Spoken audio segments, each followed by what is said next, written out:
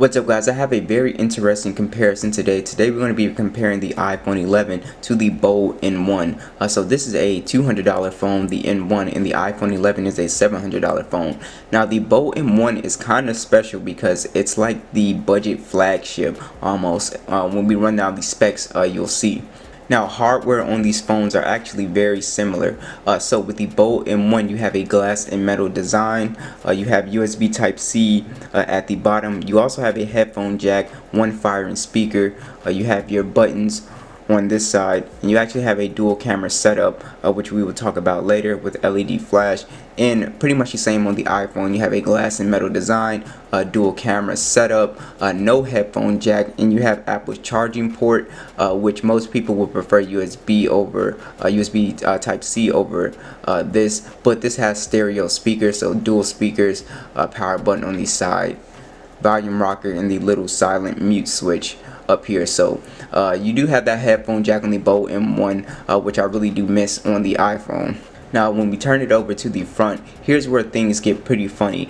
So the Bold M1 has an AMOLED display. It is a 6.4 inch display, and it is 1080 by 2340 with a 403 ppi. So it's an AMOLED display, and on top of that it's an all-screen display. It has that pop-up camera on it as well, and the iPhone has a 6.1 inch display, and it's just standard HD, so basically 720p with a 326 ppi. So the display on the Bold N1 is actually better. It's got a higher pixel density, and it watches videos in 1080p, and it is an AMOLED display, so the blacks on here are really great. The iPhone is an IPS LCD. So if you haven't seen it already, here's the pop-up camera on the Bold N1. Pops up just like that, and it's just better than Apple's notch that they have on here. It's kind of distracting, and it's really big. So I would prefer the Bold M1's display. So if you take a look at an actual video, you'll see the big difference with both displays. The Bold M1 is just a higher resolution display, and you don't have to deal with that notch cut off right here. So you get to see more, enjoy more, and overall the AMOLED display is just better. It's 1080p, so it looks a little bit more clear than the iPhone. So it's surprising that a $200 phone actually has a better display than the iPhone 11. Let's go ahead and test out the speakers on both, starting with the iPhone.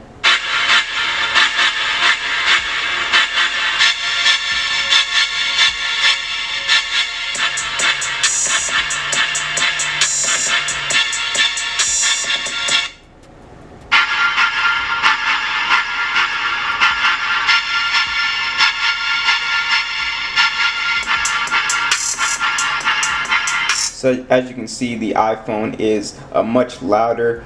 In the Bold N1 kind of hisses a little bit. You kind of get a little static if you heard that a little bit with the Bold M1. So you know, the dual speakers on here are obviously going to be superior.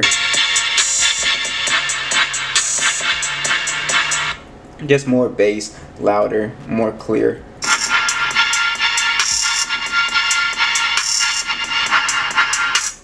So let's go ahead and run down some more specs. So you have Android 9.0 on the Bold N1, the Helio P70 processor, and you also have 128 gigabytes of storage with 4 gigabytes of RAM. Now with the iPhone, you do have iOS 13. You do not have a micro SD support, and this is the 64 gigabyte version with 4 gigabytes of RAM. So the hilarious thing here, if you caught it, was you get 128 gigabytes of RAM, and you can expand it on the Bold N1. You get 64 gigabytes of storage on here, and also 4 gigabytes of RAM. A phone that's, you know, basically almost $800 because it was $750 after tax. With 64 gigabytes of storage is absolutely crazy. To get a phone that's $200 with 128 and you can expand it is just a great deal. So that's one of the things I did not like about the iPhone, was the sort of you know, they jip you on the storage. So let's go ahead and do some speed tests. So we're going to clear out all the applications. Alright, let's get started with YouTube. 3, 2, 1. So I think the Bold N1 actually got it there. The Bold N1 is really good at doing like pulling up stuff like that. Let's go ahead and try the camera app. So try to get these time. 3, 2, 1. And so the iPhone was quicker, but as you can see, the Bolt N1 was pretty quick as well. Let's go ahead and try Google Maps. 3, 2, 1. Yeah, so I think they're almost about the same. Both got that pop-up. Let's go ahead and try a game. So let's try PUBG. This is where you'll see a big difference. 3, 2, 1.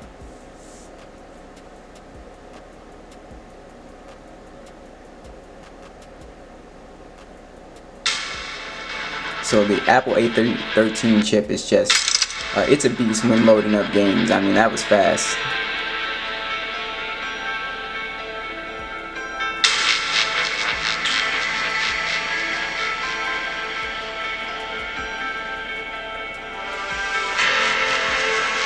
As you can see, a huge difference. Huge difference.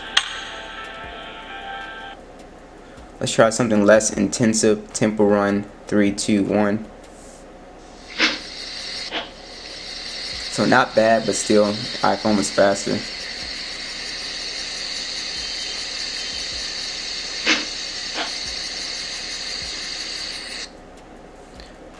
And let's try Asphalt. 3, 2, 1.